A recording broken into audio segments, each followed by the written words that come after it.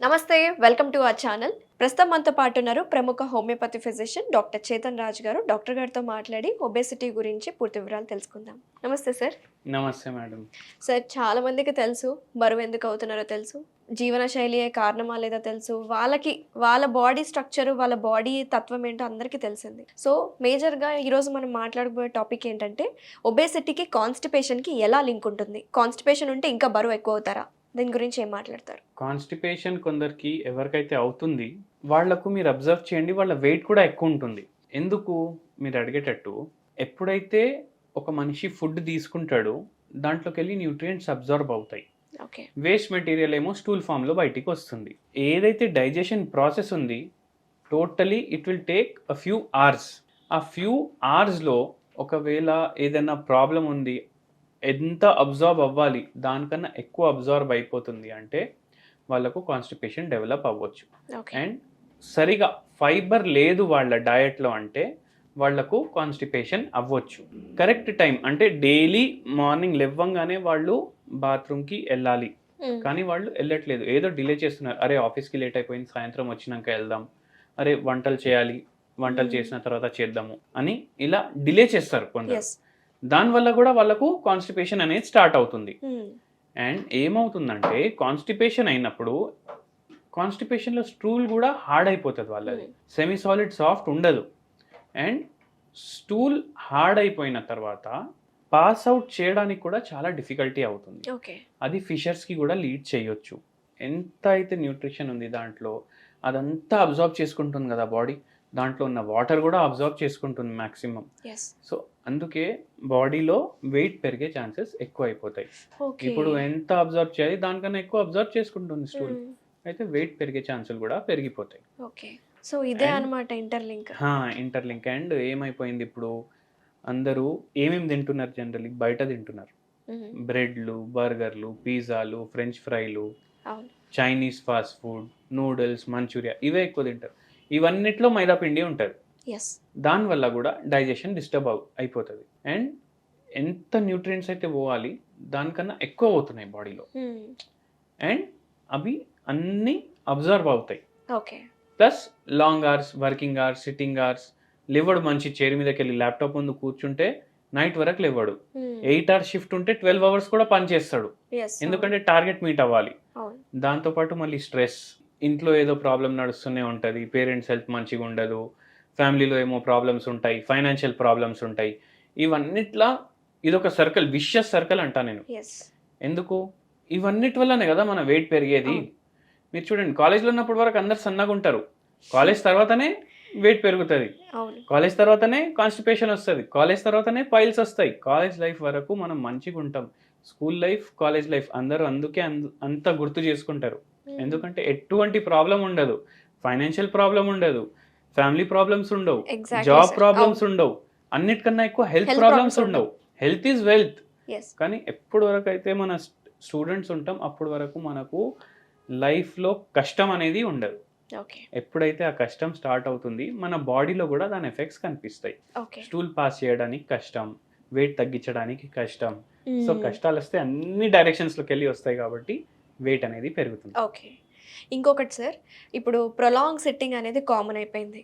ఏ profession అయినా, doctors profession అయినా, ఏ profession అయినా ఎక్కువసేపు కూర్చొని ఉంటున్నాం. దీనివల్ల మెటబాలిజం దెబ్బతింటుంది అంటున్నారు. సో మెటబాలిజంకి ఒబేసిటీకి కనెక్షన్ ఏంటి సార్? మనం కూర్చొని పనిచేస్తాం, మన చేతులు పనిచేయట్లేదు, ఓన్లీ మన ఫింగర్స్ పనిచేస్తున్నాయి, మౌస్ అండ్ కీబోర్డ్. అది కాకపోతే జనాలతో మాట్లాడడం, హెడ్ ఫోన్ ఉంటుంది, కాల్స్ మాట్లాడడం, బట్ ఫిజికల్ యాక్టివిటీ లేదు. బాడీ ఏమనుకుంటుంది, బాడీ ఫంక్షన్ చేసే ఒక విధానం ఉంటుంది. అది ఏమనుకుంటుంది, అరే పనే చేస్తలేడు, ఎనర్జీ ఎందుకు స్పెండ్ చేయాలి, తక్కువ ఎనర్జీ స్పెండ్ అవుతుంది. ఇప్పుడు మనం మాట్లాడడానికి ఎంత ఎనర్జీ స్పెండ్ అవుతుంది, కీబోర్డ్ మీద టైపింగ్ చేయడానికి ఎంత ఎనర్జీ స్పెండ్ అవుతుంది, దానికన్నా చాలా ఎనర్జీ ఎప్పుడు స్పెండ్ అవుతుంది, ఎప్పుడైతే మీరు వాక్ చేస్తారు, ఎప్పుడైతే మీరు రన్ చేస్తారు, ఎప్పుడైతే మీరు ఆడుకుంటారు ఏదైనా గేమ్స్ కానీ, అప్పుడు స్పెండ్ అవుతుంది. కానీ ఇప్పుడు మనం ఆడుకోవాలంటే కూడా క్రికెట్ కూడా జాయ్స్టిక్ మీద ఆడతాం. అందుకే మెటబాలిజం అనేది తగ్గిపోయింది. ఆ మెటబాలిజం మళ్ళీ మంచిగా అవ్వాలంటే ఫిజికల్ యాక్టివిటీ ఉండాలి, వాకింగ్ చేయండి, ఏదైనా స్పోర్ట్ ఆడండి, వీక్లీ ఒక 4 times అట్లీస్ట్ ఫర్ 1 hour. జిమ్కి వెళ్ళండి, అందరు జిమ్కి పోతారు, అవును. ఎక్సర్సైజులు చేసుకుంటారు, వెయిట్ తగ్గించుకుంటారు. కానీ జిమ్కి వెళ్ళినప్పుడు మన మెటబాలిజం పెరుగుతుంది, దాంతోపాటు మన డయట్ కూడా పెరుగుతుంది. అండ్ జిమ్ వదిలేసినాక మళ్ళీ అదే డయట్ కంటిన్యూ చేస్తారు, ఎస్, ఆటోమేటిక్ ఇంకా వెయిట్ పెరుగుతుంది. మీరు అబ్జర్వ్ చేయండి, చాలా చాలా మంది మందికి అంటారు, అంటారు. అరే నేను జిమ్ చేసి వదిలేసిన దాని తర్వాత నాకు ఫుల్ వెయిట్ గెయిన్ అయిపోయింది అనేసి. అవును. అండ్ ఇంకో ప్రాబ్లం ఏమైపోయిందంటే, ఈ జిమ్లో పోతారు కదా, అప్పుడు వీళ్ళు సప్లిమెంట్స్ తీసుకుంటారు, ఆల్బుమిన్, క్రియాటినిన్, ప్రోటీన్స్. ఇవన్నీ కిడ్నీ మీద కూడా ఎఫెక్ట్ చేస్తాయి అండ్ వెయిట్ మీద కూడా ఎఫెక్ట్ చేస్తాయి. ఓకే. అందుకే న్యాచురల్ సబ్స్టెన్సెసే వాడి మీరు ఎక్సర్సైజెస్ చేయండి, న్యాచురల్ న్యూట్రిషనే తీసుకోండి ఎప్పుడు. ఓకే. మీరు అంటున్నారు కదా సార్, న్యాచురల్ సప్లిమెంట్స్, న్యాచురల్ పద్ధతిలోనే బరువు తగ్గాలి అని. సో న్యాచురల్ ప్రకృతి ద్వారా మనకు అందుబాటులో ఉన్న ఐటమ్స్ తోటి మనం ఏ విధంగా బరువు తగ్గచ్చు అంటారు? ఇప్పుడు మనం జిమ్ కేస్ డిస్కస్ చేసినాం కదా, ఒక పేషెంట్ ఉండే, మన పేషెంట్ మన దగ్గర వచ్చే ముందు ఆ పేషెంట్ వెయిట్ ఏమో 109 kgs ఉండే. ఓన్లీ జిమ్కి వెళ్ళడం స్టార్ట్ చేసిండు ఆయన. జిమ్కి వెళ్ళి 12 kgs వెయిట్ లాస్ చేసిండు. ఓకే. దాని తర్వాత బాడీ బిల్డింగ్ చేసుకోవాలి అనేసి ఒక ఆశతోటి ఇంకా రిగ్రెస్గా జిమ్ చేయడం అండ్ సప్లిమెంట్స్ తీసుకోవడం, ఓకే. క్రియాటినిన్, ఆల్బుమిన్, ఈ ప్రోటీన్స్ తీసుకోవడం, ఆర్టిఫిషియల్ అవే జిమ్లలో అమ్ముతారు కదా, అవి తీసుకోవడం స్టార్ట్ చేసిండు. మంచిగా బాడీ బిల్డింగ్ చేసుకున్నాడు. వెయిట్ ఏమో 100 kgs ఉంది, కానీ హైట్ ఏమో 5'8" ఉంది. అయినా వెయిట్ అండ్ హైట్ మ్యాచ్ అవ్వట్లేదు బిఎంఐ ప్రకారం. బట్ ఆయనకి ఏమనిపిస్తుంది, అరే నేను చాలా స్ట్రాంగ్ హెల్దీ అని అనిపిస్తుంది. దాని తర్వాత జిమ్ మానేసింది. జిమ్ మానేసిన తర్వాత, జిమ్ మానేస్తే బాడీ పోతుంది కదా మొత్తం, మళ్ళీ మొత్తం బెల్లీ ఫ్యాట్ వచ్చేసింది, అన్నీ ఇంతకుముందు ఎట్లుండే అట్లా అయిపోయింది. అండ్ కిడ్నీస్ పైన ప్రభావం వేసినాయి, ఏవైతే తీసుకుంటారు కదా ప్రోటీన్స్, అవి ప్రభావం వేసినాయి. దాని తర్వాత మన కాడికి వచ్చిండ్రు. సిరం క్రియాటినిన్ డిస్టర్బ్డ్ ఉండే, వెయిట్ ఏమో ఎక్కువ ఉండే, దాంతోపాటు ప్రీ డయాబెటిక్ స్టేజ్లో ఉండే. ఆ పేషెంట్కి మనం ట్రీట్మెంట్ ఇచ్చినాము, హోమియోపతి ట్రీట్మెంట్. కిడ్నీస్ మళ్ళీ హెల్దీ అయినాయి, ప్రీ డయాబెటిక్ నుంచి నాన్ డయాబెటిక్ వచ్చిండు, వెయిట్ కూడా నార్మల్ అయింది.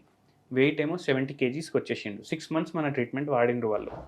అండ్ దాంతోపాటు నేను ఒకటే చెప్పాను, don't concentrate on body building. ఆయన ప్రొఫెషన్ బాడీ బిల్డింగ్ కాదు, ఫిట్నెస్ కోసం మీరు ఏదన్నా చేయండి, కానీ బాడీ బిల్డింగ్ ఎందుకు? మనం ఏం టోర్నమెంట్లు చేసేది లేదు, మసిల్ బిల్డింగ్ చేసి రెజ్లింగ్ చేసేది లేదు. సో మీ ప్రొఫెషన్ ఏంది? ఆయన ప్రొఫెషన్ ఏమో ఆయన ఒక జర్నలిస్ట్. సో ఆయనకు అవసరమే లేదు అంత బాడీ ఇంత బల్కీ ఉండడం. సో నార్మల్ చేయండి. మీరు చూడండి, మోడల్స్ ఉంటారు, వాళ్ళు లీన్ ఉంటారు, స్లిమ్ ఉంటారు, వాళ్ళ ఫిజిక్ కూడా బాగుంటుంది. సో దాని మీద కాన్సన్ట్రేషన్ పెట్టుకోండి అనేసి మనం ఎక్స్ప్లెయిన్ చేసినాము పేషెంట్కి పూర్తిగా తగ్గింది. ప్లస్ దాంతోపాటు ఒక హోమ్ రెమెడీ కూడా చెప్పాను నేను పేషెంట్కి. నేనేమన్నానంటే, డైలీ మార్నింగ్ నిమ్మకాయ రసం, కొంచెం పసుపు అండ్ కొద్దిగా అల్లం, ఈ 3 మిక్స్ చేసి 1 glass ఆఫ్ వాటర్లో వేసుకొని ల్యూక్వామ్ చేసుకొని డైలీ తీసుకోమని చెప్పాను, విత్ హోమియోపతి మెడిసిన్.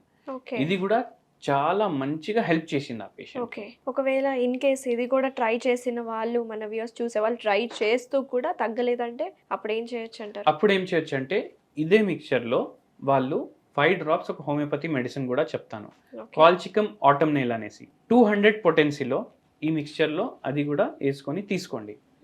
మీకు కొద్దిగా రిజల్ట్స్ కనిపిస్తాయి, కొద్దిగా లూజ్ చేస్తారు. కానీ చాలా ఎక్కువ వెయిట్ లాస్ నార్మల్ బిఎంఐకి రావాలంటే మీరు నాకు కన్సల్ట్ చేయొచ్చు. న్యూట్రిషన్ కన్సల్టేషన్ కూడా ఇస్తారా సార్ మీరు? న్యూట్రిషనల్ కన్సల్టేషన్స్ కూడా ఇస్తాము అండ్ స్పెషల్ డయట్ కూడా ప్రిపేర్ చేసి ఇస్తాం పేషెంట్ ప్రకారం. Okay. And till the patient loses weight he desires, okay, నేను పేషెంట్ తోటి ఉంటాను. Very nice. So thank you so much doctor గారు, చాలా డీటెయిల్గా ఎక్స్ప్లెయిన్ చేశారు. అలాగే మీ దగ్గరకు వచ్చే కేసెస్ ఎలా డీల్ చేస్తున్నారు, హోమియోపతిలో ఎలాంటి ట్రీట్మెంట్స్ ఉన్నాయని చాలా డీటెయిల్గా చెప్పినారు. థ్యాంక్ యూ సో మచ్ అండి.